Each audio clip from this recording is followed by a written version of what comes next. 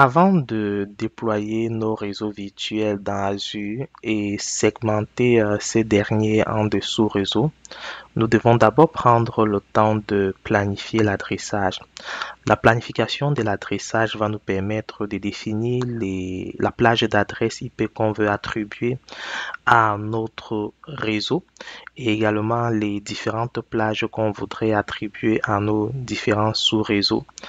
Cela doit se faire en tenant compte de nos besoins dans un premier temps, des recommandations et des bonnes pratiques qu'on retrouve sur le marché et également des éléments qui sont spécifiques aux fournisseurs de la plateforme InfoNuagique, notamment les adresses qui sont réservées par ce dernier.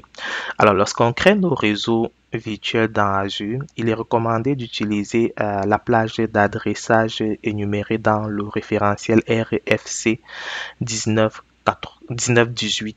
Donc, dans ces référentiels, on nous recommande justement d'utiliser les espaces d'adressage privés suivants qui sont tout simplement non routables. On a le 10.0.0.0 jusqu'à 10.255.255.255. On peut encore utiliser le 192.168.0.0 jusqu'à 192.168.25.255.255. Alors, lorsqu'on va créer un réseau virtuel dans Azure, par défaut, c'est la plage 10.0.0.0 jusqu'à 10.255.255.255 qui est attribué par défaut. Donc, c'est à nous maintenant de définir comment est-ce qu'on voudrait faire cette attribution-là en tenant compte des enjeux qu'on aura de notre côté ou bien des différentes communications qu'on voudrait mettre en place entre nos différents réseaux. Pour ce qui est des sous-réseaux, il sera recommandé de définir l'adressage de nos sous-réseaux en suivant tout simplement le format CIDR. Donc, dans ce format-là, le plus petit sous-réseau IPv4 pris en charge est le /29 et le plus grand est le /2. OK? Le plus petit réseau est le /29 tout simplement parce que lorsqu'on crée notre réseau avec le /29, on a peu d'adresses disponibles dans la mesure où on aura plusieurs adresses qui sont réservées. Donc, on aura l'adresse du réseau, on aura l'adresse qui est réservée par Azure pour la passerelle par défaut. Donc, on aura aussi les adresses qui sont réservées par Azure pour mapper les adresses IP Azure DNS à l'espace du réseau virtuel. On a également l'adresse de diffusion réseau. Donc, sachant que chaque fois qu'on va créer nos différents sous-réseaux, on aura 5 adresses IP qui ne seront pas utilisables. Et c'est justement pour cela que lorsqu'on prend le /29, si je ne me trompe pas, on a à notre disposition 8 adresses IP. Dans les 8 adresses IP, on a 5 adresses IP qui sont réservées. Il nous reste uniquement 3 adresses IP qu'on peut utiliser. Donc, lorsqu'on va venir faire le découpage en sous-réseaux et la définition de nos plages d'adresses pour nos différents sous-réseaux, on doit tenir compte des charges de travail qu'on peut avoir dans ces sous-réseaux-là. Donc, un sous-réseau, par exemple, qui est réservé pour la passerelle. On sait que la passerelle, par défaut, doit avoir son sous-réseau. C'est un sous-réseau pour lequel on peut avoir une petite plage d'adressage. Donc, ça peut être un petit sous-réseau parce que la probabilité qu'on retrouve plusieurs ressources là-dedans est très faible.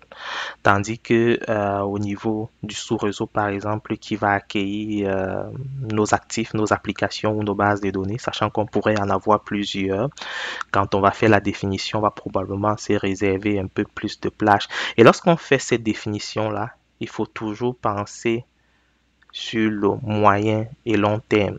Donc, ne pas définir une plage d'adressage pour notre sous-réseau et qu'on se retrouve rapidement limité parce qu'on a beaucoup plus d'actifs qui vont être déployés tout simplement dans ce sous-réseau-là. Et aussi, on doit savoir que on a d'autres adresses également qui sont non disponibles parce que ces adresses sont utilisées par le fournisseur. On a l'adresse 200, les adresses 224.0.0 .0/4 qui sont tout simplement les adresses de multidiffusion.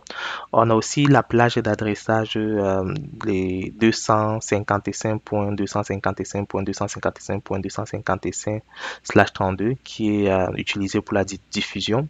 On a le 127.0.0.0/8 qui est réservé également par le fournisseur InfoNuagic pour le bouclage. Puis le 169.254.0.0.16 qui va être utilisé pour les liens locaux.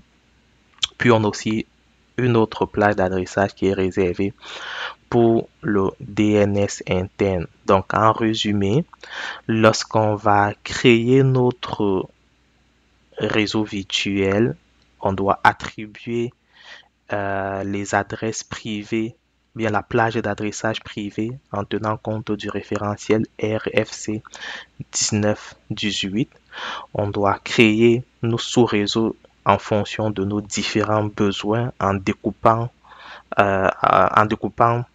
tenant compte des actifs qu'on va déployer et du regroupement de ces actifs-là, sachant que au niveau de chaque sous-réseau, on a 5 adresses IP qui vont être réservées et on a aussi différentes plages d'adresses IP qui sont indisponibles parce qu'elles sont tout simplement utilisées par le fournisseur de la plage, par le fournisseur de la plateforme Info Nuagic.